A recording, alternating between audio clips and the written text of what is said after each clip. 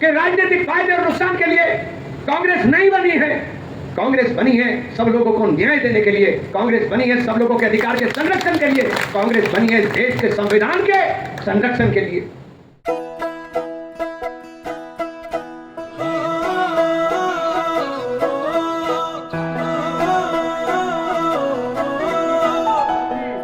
की जो बात करे देश की जरूरत है, हक की जो बात करे देश देता हिम्मत है। युवाओं में जाकर एक जज्बा जगाकर हम नौकरियां पक्की करेंगे। किसानों के हक में जुड़े हम रहेंगे, हर एक की तरक्की करेंगे। आबादी है आधी पर हक पूरा रखते हैं, घर भी चलाते कमाई भी करते हैं। भरोसा अंदाज बदल देगा, कैद के ख्याल को आजाद बदल देगा। हम साथ हैं तो हाथ ये हालात बदल देगा। हम साथ हैं तो हाथ ये हालात बदल देगा। नफे मुनाफे के आगे चलेंगे तो हिस्सा अधिक का मिलेगा। सीने की हिम्मत को मेहनत की कीमत से ज्यादा का सिक्का मिलेगा। घर घर प्रगति की रफ्तार बदल दे। सुरेंद्र कपिल जी, सपना सोम जी, शामली से हमारे प्रभारी शर्मा जी, सैनी साहब, राहत खलील साहब, परवीन भाई, अब्दुल्ला आरिफ साहब, हमारे मेहरबान आलम साहब, जावेद साबरी साहब, डॉक्टर रागिब अंजुम जी और तमाम मेरे यहाँ पे जो साथी बैठे हुए, कांग्रेस के मेरे तमाम साथियों, आज ये जो विधिवत कार्यकारिणी का गठन और शपथ ग्रहण कार्यक्रम हुआ है, जो संकल्प हमने लिया है, वो संकल्प अगर हम लोग अपने मन में मजबूती के साथ पैदा करके निकल जाएंगे तो परिणाम 27 के अंदर बिल्कुल उलट आएंगे। हमें 27 में अपनी सरकार बनानी है। हमें संगठन को इतना मजबूत करके खड़ा कर देना है कि कोई हमारे ऊपर ये आरोप न लगाने की जुर्रत कर सके कि हमारे पास संगठन कमजोर है या हमारे पास लोगों की कमी है। हर जाति में, हर बिरादरी में मजबूती के साथ। और एक छोटा सा वाकया कल का मैं बताऊंगा, आप यहां से हटो सामने से।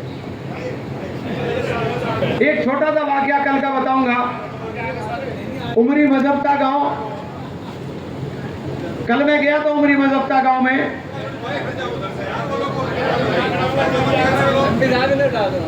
उमरी मजफ्ता गांव के अंदर जिस जगह में कार्यक्रम में गया, वहां एक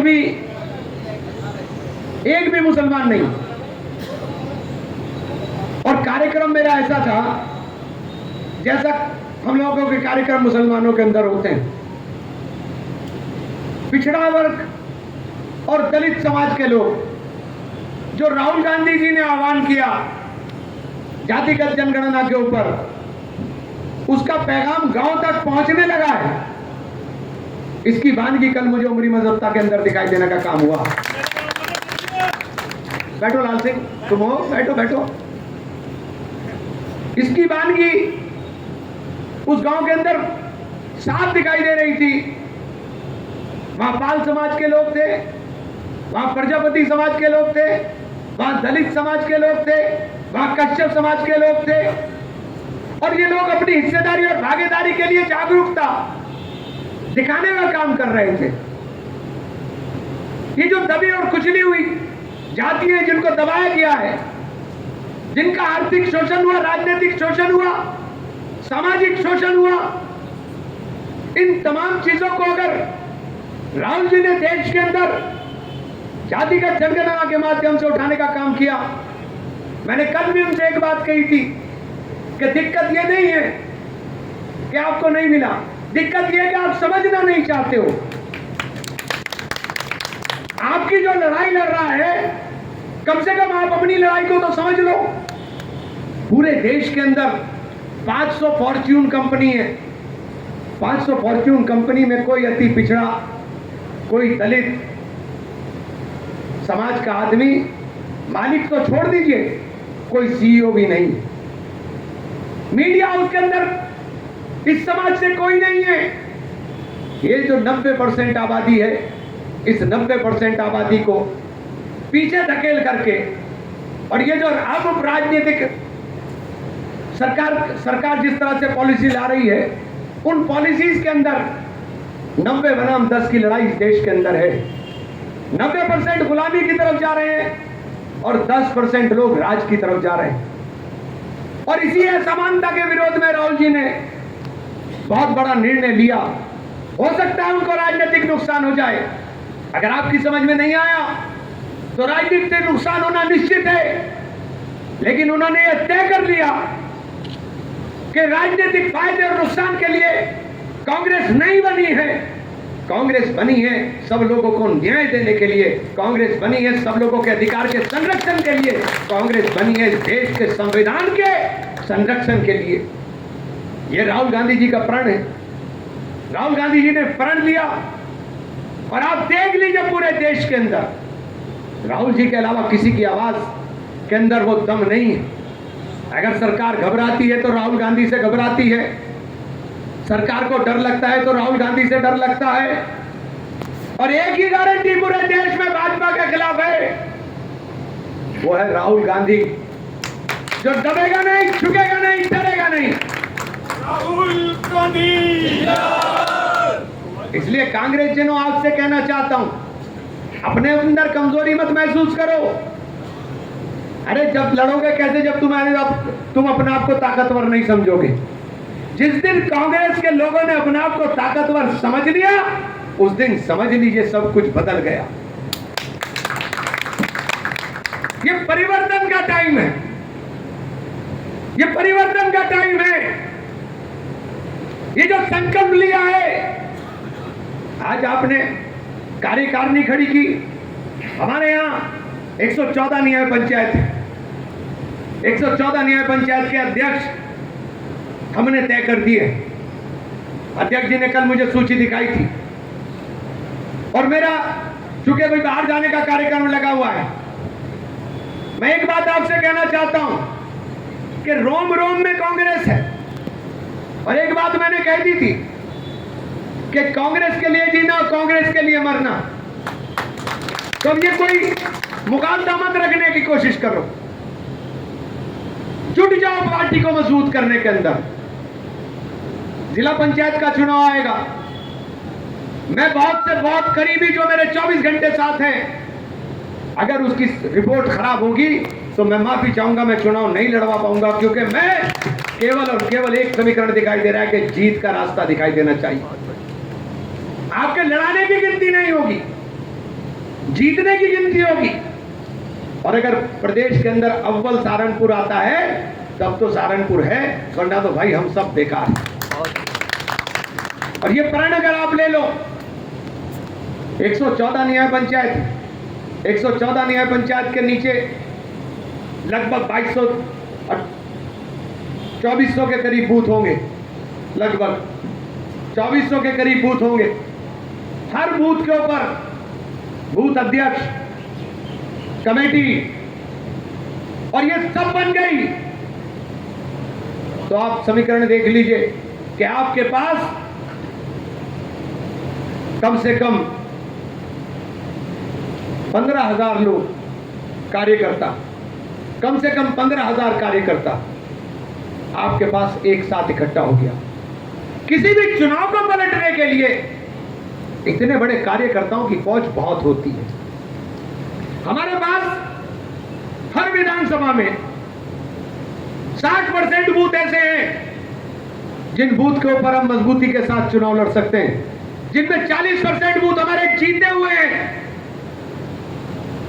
20% बूथ हमारे बराबर के हैं।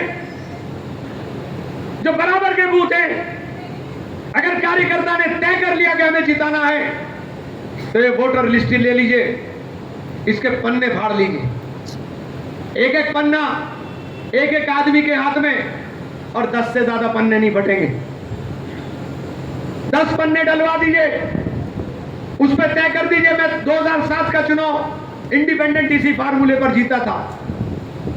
अपना पोलिंग कराइए, अपना वोट डलवा लीजिए, और आपने अगर अपना वोट डलवा लिया तो 60% बूथ आप जीत गए, फिर आपके हारने का कोई रास्ता बचा नहीं था। ये बात मैं इसलिए कह रहा हूं कि उन तमाम बूथ को आइडेंटिफाइड हमने किया है कि कौन सा बूथ हमारा कमजोर है। हर बूथ के ऊपर जो हमारा कमजोर बूथ है, उस बूथ के ऊपर आदमी अगर आपने एक मजबूत खड़ा कर लिया तो 50 वोट आपको आराम से मिल जाएंगे। एक आदमी खड़ा करने से उसका परिवार, उसके दोस्तों का परिवार, 50 वोट आपको मिल गए। तो जो कमजोर बूथ है आपके, अगर 50-50 वोट की आपने वृद्धि कर ली, 50-50 वोट की वृद्धि कर दी, तो आप देखिए कितना वोट पड़ गया। हर बूथ के हिसाब से देख लीजिए कि कितना वोट आपको पड़ गया, और वही वोट जीत का रास्ता खोलते हैं। जिला पंचायत के अंदर अगर हमारे लोग सिर्फ वोट डाल दें, जो हमारे आज कांग्रेस के लोग हैं, तो हम 30 सीटें जीतेंगे। 30। अपने गांव के समीकरण मत देखने लगना कि जी गांव की प्रधानी है, उठा लेंगे जी, इसे लड़ा दो। अबे भाई, कल को इसे जिता देंगे, ढूंढेगा कौन इसे। जिला पंचायत में जिताओ, फिर ढूंढते फिर में कहां गए। तो आदमी ऐसा लड़ाना है जिसे ढूंढने की जरूरत ना पड़े। क्योंकि जिला पंचायत में अगर आपका चेयरमैन बन गया, तो ये जो सड़कों की मारामारी हो रही है, इन सड़कों की मारामारी से आपको निजात मिलने का काम होगा। मैं आपसे बातें इसलिए कर रहा हूं कि कांग्रेस यहां बहुत मजबूत है, और हम लोग इस स्थिति के अंदर हैं कि हम सातों की सातों पर असेंबली की सीटें निकालने का काम करेंगे। और ये समीकरण के ऊपर बोल रहा हूं, ऐसे नहीं बोल रहा हूं। 4 सीटें हमारी नंबर 1 की है, बेहट, देहात, नकुड़ और सहारनपुर, जिसके अंदर हमारी मार्जिन भी बहुत लंबा है। गंगो और नकुड़ के अंदर हम लोग बिल्कुल इस तरह खड़े हुए हैं, और मेहनत करेंगे तो ऊपर निकल जाएंगे। देवबंद में राजपाल सिंह जी मेहनत करनी पड़ेगी। अगर तुम्हारा और लाल सिंह का साथ मिल गया, कश्यप साहब तुम्हारा साथ मिल गया, तो देवबंद की भी नैया पार है। और ये मैं जो बात कह रहा हूं, तो गहराई से सोच लेना कि हमने अगर अपनी अपनी ताकत का इस्तेमाल कर लिया, तो हम लोग 39% के ऊपर हैं, और इसको 45 करने में आपको टाइम नहीं लगेगा।